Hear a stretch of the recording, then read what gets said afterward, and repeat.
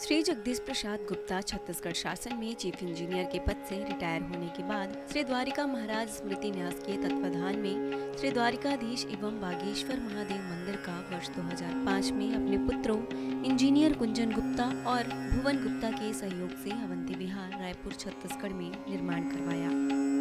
श्रीमद् भागवत कथा, राम कथा, गीता तत्व, वेदांत आदियों के तात्पर्य को व्यासपीठ से कहने के कारण इन्हें शब्दों द्वारा आचार्य श्री जगदीश भी कहा जाता है। अपना संपूर्ण जीवन परमात्मा की सेवा में दे दिया। आपने परमात्मा भगवान श्री द्वारिकाधीश के दिव्य गुणों और कर्मों को लेकर अभी तक 15 ग्रंथों की रचना की है। इन सभी ग्रंथों को भारतवर्ष के जगत गुरु और महापुरुष संतों के द्वारा आशीर्वाद प्राप्त हुआ है। इनमें से श्वेता स्वरूप उपनिषद, श्री राम कथा अमृत से अनमोल, मुंडक उपनिषद, कथा उपनिषद, सरलतम बोध, इन पुस्तकों पर उनके सारे प्रवचन यूट्यूब पर अपलोड कर दिए गए हैं। किताबों का नाम डालकर लिंक ओपन करके आप उसका आनंद उठा सकते हैं। श्रीमद् भागवत और वेदांत सार की प्रथम खंड की अनुक्रमणिका विसर्ग द्वारा परमात्मा का निरूपण, तृतीय विचार, इसका उद्बोधन सुन रहे हैं आप। श्रीमद् भागवत और वेदांत सार का प्रथम खंड विसर्ग द्वारा परमात्मा का निरूपण, तृतीय विचार, इसका उद्बोधन सुन रहे हैं आप। हरि ओम।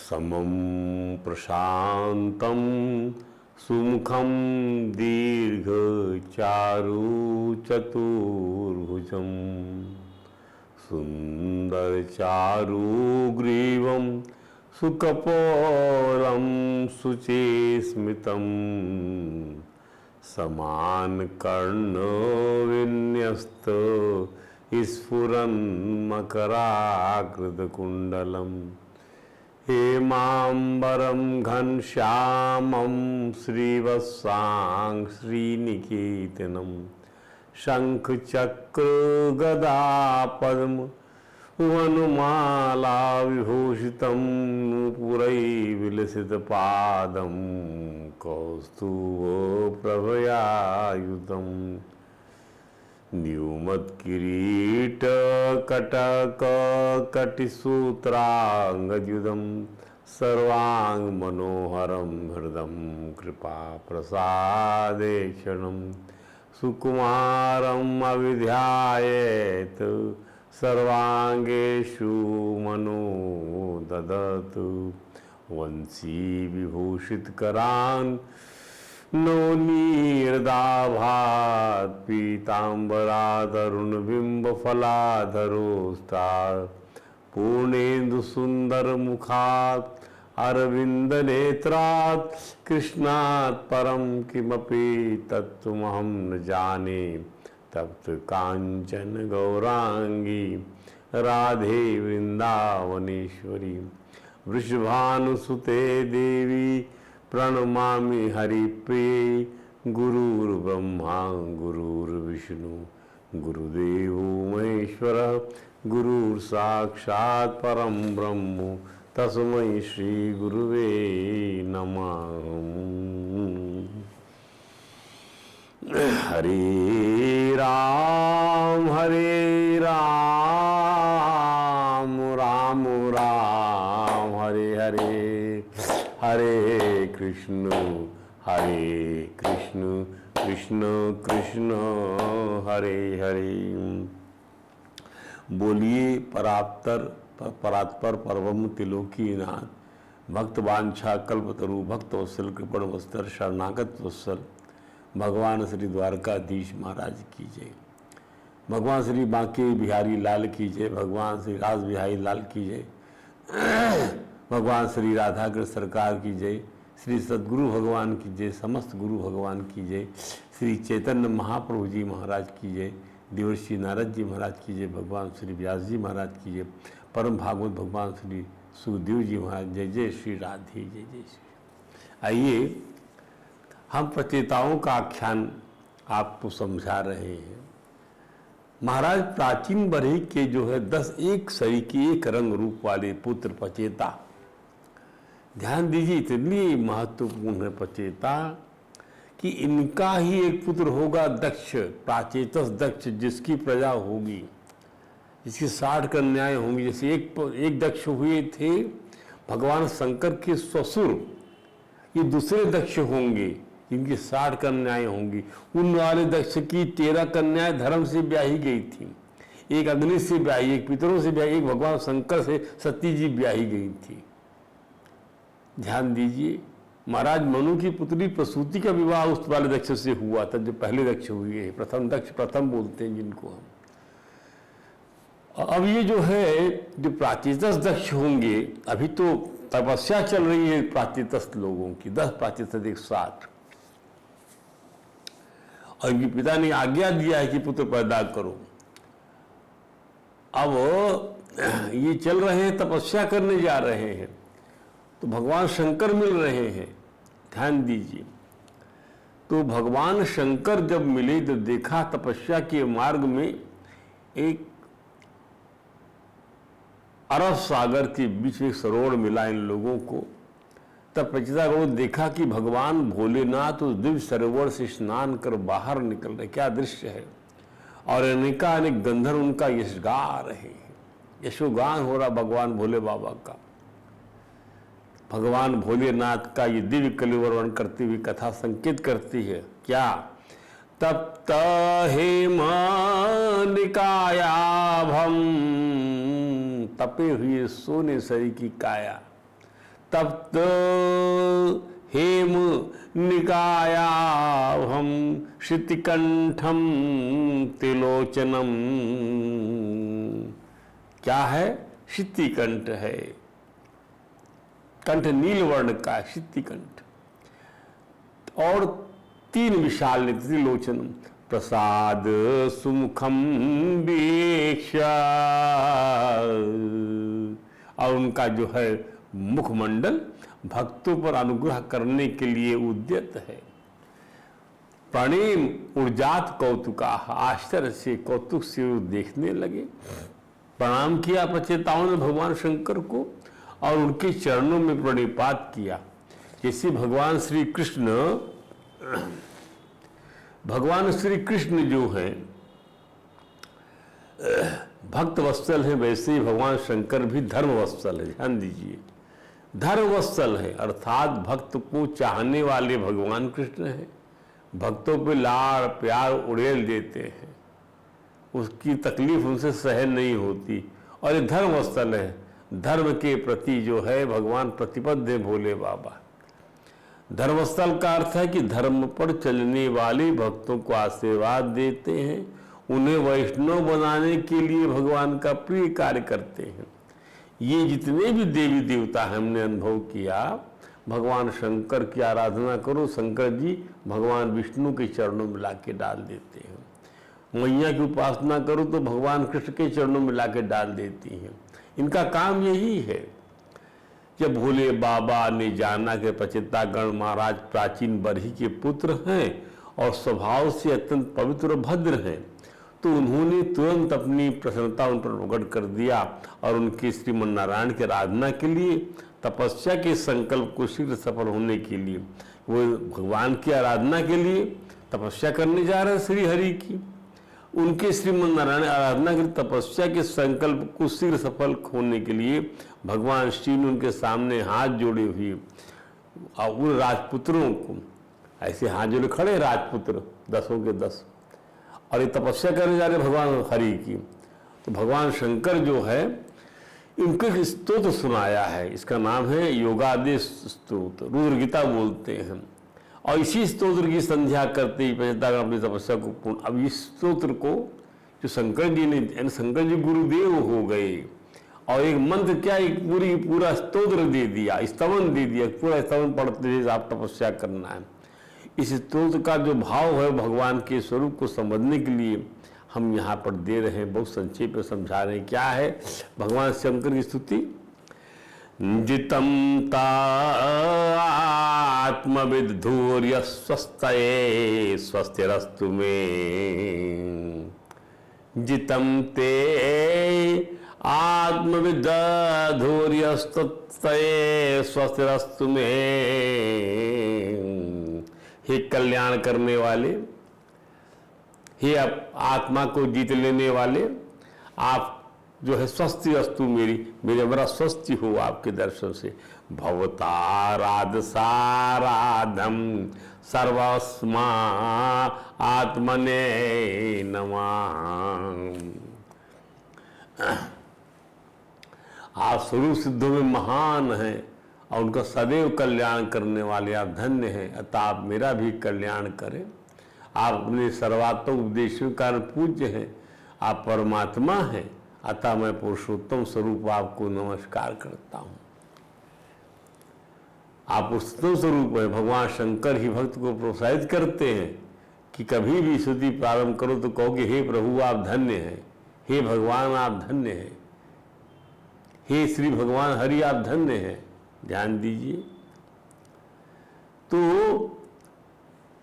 हे दीनानाथ आप धन्य हैं। भगवान की महिमा का ज्ञान इसलिए किया जाता है कि वह स्वरूप सिद्धों परमहंसों पुरुषों में प्रमुख है। जैसा कि वेदों में कहा गया है, क्या कहा है वेदों में? ओम नित्यो नित्यानाम चेतन चेतनानाम एको बहुनाम यो विधाते कामान तमात्मस्थम यन पश्यति धीरास तेषाम शांतिम शाश्वती नीतरेशम। जो समस्त नित्य चेतनात्माओं के नित्य चेतनात्मा है, नित्यो नित्यानाम, जो अकेले ही असक्त जीवों के भोगों का उनके कर्मानुसार विधान करते हैं, उस अपने अंदर रहने वाले सर्वशक्तिमान परम पुरुषोत्तम को जो ज्ञानी पुरुष निरंतर देखते हैं, उन्हीं को सदा स्थिर रहने वाली सनातन परम शांति मिलती है, दूसरों को नहीं मिलती। भगवान ही समस्त जीवों को चेतना प्रदान करने वाले होते हैं। ध्यान दीजिए, उन सभी जीवों की आत्मा है भगवान, और फिर ऐसी समस्त नित्य चेतन आत्माओं की आत्मा है। भौतिक जगत में रहने वाली जीवात्माओं के अलावा वैकुंठ लोक में भी जीवात्माओं का वास है, परंतु वे स्वरूप सिद्ध हैं, स्थिर हैं, और श्री भगवान उन सभी स्वरूप सिद्ध स्थिर आत्माओं से महान हैं। वहाँ पर सांब सदा शिव श्री भगवान से प्रार्थना करते हैं कि भगवान कृपा उन पर बनी रहे, ताकि उनका स्वरूप सिद्ध का स्थान स्थिर बना रहे, शुभ बना रहे। अब परमेश्वर परिपूर्ण है, उनका यही उपदेश है कि जो उन्हें पूजता है वह भी पूर्ण हो जाता है। क्या बात है, भगवान को पूजने वाला पूर्ण हो जाता है। अरे भगवान तो सभी के हृदय में परमात्मा रूप में स्थित है ना, किंतु वे इतने दयालु रहते हैं कि उनकी सतत उन्नति के लिए उपदेश देते रहते हैं। सतत उन्नति हो उसकी। गीता में इस दर्शन की इस संबंध में ये नहीं सोचते कि ये मेरा प्रतिस्पर्धी बन जाएगा, और उन्नति हो इसकी, हमसे आगे बढ़ जाए, उसको उपदेश देते रहते हैं। गीता में इस दर्शन की पुष्टि होती है, जिसमें भगवान अर्जुन से कहते हैं ददामि बुद्धि योगम तम, मैं तुमको बुद्धि योग देता हूँ, ये न माँ उपयांति, जिससे आप जो है मेरी उपासना कर सकेंगे। भगवान शुद्ध भक्त को उपदेश देने के लिए हमेशा उद्यत रहते हैं। हमेशा उद्धव को उपदेश दिया भगवान ने सनत कुमारों को हंस बनकर आए उपदेश दिया, भगवान ने ब्रह्मा को उपदेश दिया, भगवान ने महाराज पृथु को उपदेश दिया। भगवान ने किसको उपदेश नहीं दिया? भगवान ने सबको उपदेश दिया, जिससे वह भक्ति में उन्नति करता चले, क्योंकि भगवान उन सर्वात्मा के रूप में उपदेश देते हैं। अतः शिव जी उन्हें सर्वात्मा आत्मने नमः, सर्वात्मा आत्मने नमः, सर्वात्मा आत्मने नमः। व्यक्तिगत जीव आत्मा है और भगवान आत्मा से परमात्मा दोनों हैं। अतः सभी उन्हें सभी प्रकार के दिव्य समुद्रों से पुकारते हुए नमस्कार करते हैं, प्रणाम करते हैं। भगवान भक्तों को भक्ति में कैसे स्थिर रहा जाए, इसलिए उपदेश करते हैं। एक बात और, आत्माराम में क्या होता है? अरे जो विरक्त होकर आत्म साक्षात्कार में लगे हैं, विरक्त होकर, जिनकी सारी अनुरक्ति प्रभु चरणों से है और वो जो है आत्म साक्षात्कार में लगे हुए हैं, उन्हें आत्माराम कहा जाता है। ऐसे स्वरूप सिद्ध पुरुष दो प्रकार के होते हैं, सगुण तथा निर्गुण। किंतु निर्विशेषवादी भी भगवान के दिव्य गुणों के प्रति आकृष्ट होने पर भक्त बन जाते हैं। ध्यान दीजिए, निर्विशेषवादी भी, जो निर्गुण निराकार निर्विशेष ब्रह्म को मानते हुए भी भगवान के दिव्य गुणों के प्रति आकृष्ट होने पर भक्त बन जाते हैं। एक उनसे तादाद में नहीं होना चाहते, उनको बस स्वामी मान के भजते हैं।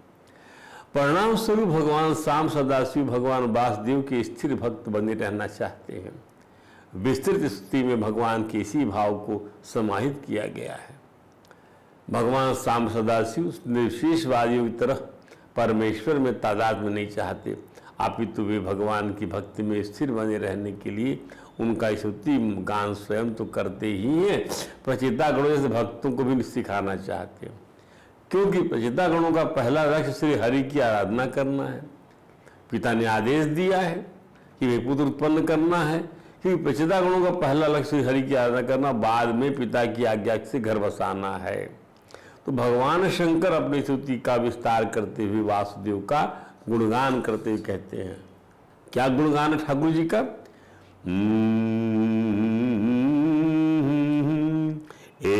एतद्रूप मनुध्येयमात्मशुद्धिम् अभीप्सिता यद भक्ति योगो भयदः स्वधर्मानुष्ठिता भवान भक्तिमता लभ्यो दुर्लभः सर्वदेहिनां स्वाराज्यस्याप्यभिमत एकांतेनात्मविद्गतिः। अब देखिए इसका समझिए, प्रभु आपका वह रूप, एतद रूपम अनुध्येयम आत्मशुद्धिम अभिप्सुताम, आपके नखों से प्रकाश का की धारा जीवों के हृदय अंधकार को तत्काल नष्ट कर देती है। वही लावण्य सा रूप दर्शन कराइए नाथ। चित्त शुद्धि की अभिलाषा रखने वाले पुरुष को आपके स्वरूप का निरंतर ध्यान करना चाहिए। इसकी भक्ति ही स्वधर्म का पालन करने वाले पुरुष को अभय करने वाली है। स्वर्ग का शासन करने वाला इंद्र भी आपको ही पाना चाहता है। तथा विशुद्ध आत्मज्ञानियों की गति भी आप ही है। इस प्रकार आप सभी देवधारियों के लिए अत्यंत दुर्लभ हैं। भगवान भक्तिमता लभ्यो दुर्लभा सर्वदेही नाम स्वराज्यस्याभिमता एकांते नाथ विद्गति। और केवल भक्तिमान पुरुष ही आपको पा सकता है।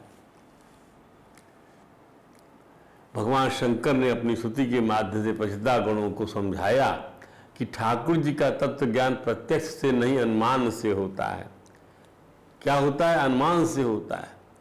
जब प्रलय काल उपस्थित होता है तो ठाकुर जी अपनी प्रचंड और असह्य वेग से पृथ्वी आदि भूतों को अन्य भूतों से विचलित कराकर समस्त लोगों का संहार कर देते हैं। जैसे वायु अपने असहनीय प्रचंड झोंकों से मेघों के द्वारा ही मेघों को तितर बितर करके नष्ट कर डालती है। भगवान सदाशिव भी प्रचिता गणों को समझाया कि भगवान से आदि विश्वास निवेदन करो। उनसे कहो, हे नाथ, मोहग्रस्त जीव हमेशा प्रमाद के वश होकर हर समय भी इसी उधेड़ बुन में लगा रहता है कि अमुक कार्य करना है, अमुक काम बचा हुआ है, इसको ऐसे करूँगा, उसको वैसे करूँगा। उसका लाभ बढ़ा रहता है और उससे विषयों की लालसा बनी रहती है। किंतु हे ठाकुर जी, आप सदा अपने भक्तों की भक्ति को स्थिर करने के लिए ही उनकी उस लोभ लालसा को ऐसी लील जाते हैं जैसे सांप चूहे को चट कर जाता है। ध्यान रहे, भगवान को मेरा विसारना ही आयु को व्यर्थ करना। क्या बात है! आयु कब व्यर्थ जाएगी आपकी आयु? आपका दिन, आपकी रातें, आपका समय, आपका क्षण, आपका पल कब व्यर्थ जाएगा? जब आप भगवान को विसार देंगे, भूल जाएंगे तब। आप तथा जो सही में विद्वान है कभी ठाकुर जी के चरण कमलों को नहीं विसार सकता। भगवान सदाशिव ने अपनी स्तुति का उपसंहार करते हुए प्रचेताओं के माध्यम से सभी भक्तजनों को संदेश दिया। क्या? तमेवात्मानम् आत्मस्थम, आप जो है हृदय में विराजमान हैं, आप आत्मा है सबकी। सर्वभूतेष्वस्थितं सर्वभूतेषु साधिभूत प्राणि स्थितया पूयध्वं गणन्तश्च ध्यायन्तश्च सकृद्रीं। प्रचेता गणों, तुम लोग विशुद्ध भाव से सदैव का आचरण करते हुए भगवान में चित्त लगाकर मेरे कहे हुए इस योगादेश नाम के स्तोत्र का जप करते रहो, भगवान तुम्हारा मंगल करेंगे। इस प्रकार प्रचेताओं को उपदेश देकर भगवान सदाशिव अंतर ध्यान हो गए और प्रचेता लोग नारायण सरोवर पर बड़ी भारी तपस्या में लग गए। अब प्रचेताओं की तपस्या से भगवान स्वतः प्रसन्न होकर वरदान देना चाह रहे हैं। देखिए, प्रचेताओं की रुद्र गीत के पाठ से अब भगवान शंकर का पढ़ाया हुआ वह पाठ, वो स्तवन कौन प्रसन्न नहीं होगा। ऐसी स्तुति, अद्भुत स्तुति किया उन लोगों ने। अब प्रभु के ध्यान से 3 समय संध्या करते थे वो लोग। अथवा यूँ कहें कि रुद्र गीत के जप रूपी यज्ञ को समुद्र के पानी में खड़े होकर कोई 10,000 वर्ष तपस्या किया। फिर क्या था, करुणा निधान भगवान गरुड़ जी के कंधे पर आरूढ़ होकर 8 भुजाएं व भुजाओं वाले बनकर दर्शन दे रहे हैं उनको। प्रभु के 8 भुजाओं में 8 आयुध थे, 8 अस्त्र। देवता, मुनि और पार्षदगण सेवा पोषित होकर भगवान नारायण के अंतिम में अलौकिक रूप को निहार रहे थे। सारे खड़े थे अंतरिक्ष में। गरुड़ जी किन्नरों की भांति अपने पंखों से सामवेद की ध्वनि करते हुए प्रभु का कीर्तिगान कर रहे थे। श्री भगवान ने कहा, प्रचेताओं तुम्हारा कल्याण हो, कल्याण हो वस्तु तुम्हारा, तुम्हारे भातृ प्रेम से मैं अत्यधिक प्रसन्न हूँ। तुम सब भाई ध्रुव को प्यार करते हो, वरदान मांगो हे राजकुमारों।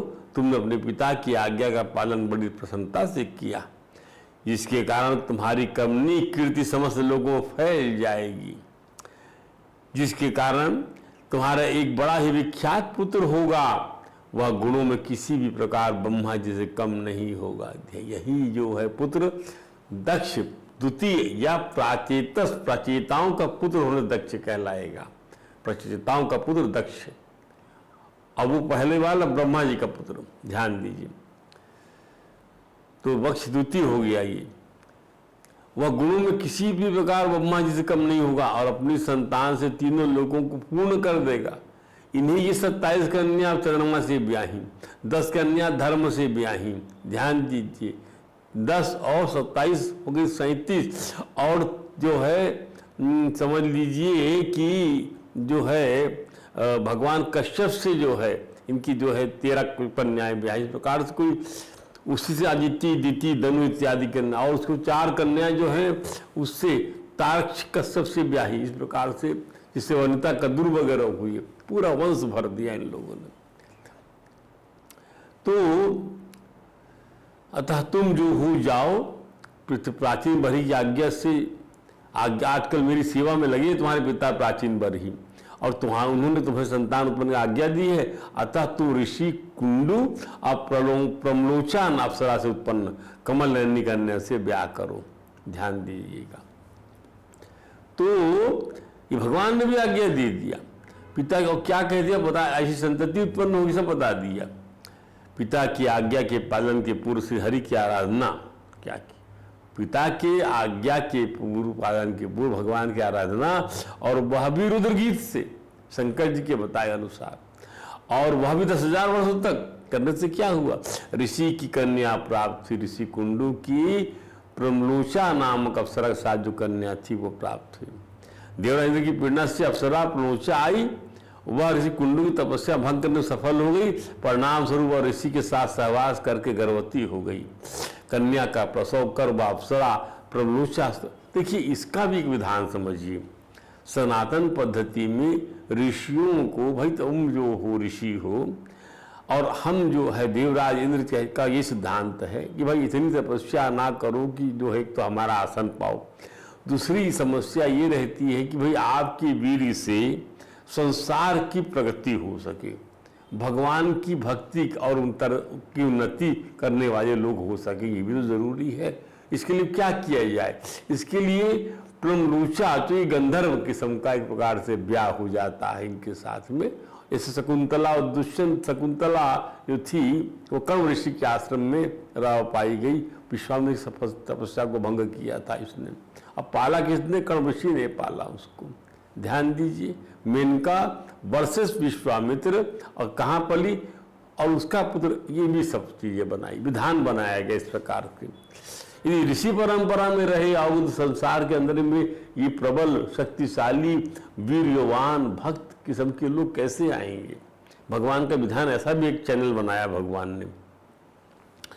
अब वह कन्या जो है का प्रवंचा ने कन्या का प्रसव कराकर वो प्रसव चली गई, उसका काम खत्म हो गया। उसकी कन्या को वृक्षों ने पाला पोसा। भूख से व्याकुल होने पर औषधियों के राजा चंद्रमा ने अपनी अमृत वर्षिणी तर्जनी का पान कराकर उसे बड़ा किया। तो 10 बचेता बंधुओं का स्वभाव एक था, रूप भी एक था। हम लोगों ने जुड़वा बच्चे सुने होंगे, ध्यान दीजिए। और एक साथ 10 बच्चे भी एक ही रूप में, पैसा गुणों के रूप में हमारे सामने आते हैं। 10 पचेताओं की पत्नी बनती है वृक्षों के द्वारा पोषित कन्या मनीषा। मनीषा प्लस 10 पचेता। ध्यान दीजिए, भगवान के आदेश के अनुसार पचेताओं मनीषा के संयोग से प्राचेतस दक्ष का जन्म हुआ। प्राचेतस दक्ष किसी भी रूप में ब्रह्मा जी से कम नहीं थे। अब इसको आगे बताते हैं आपको।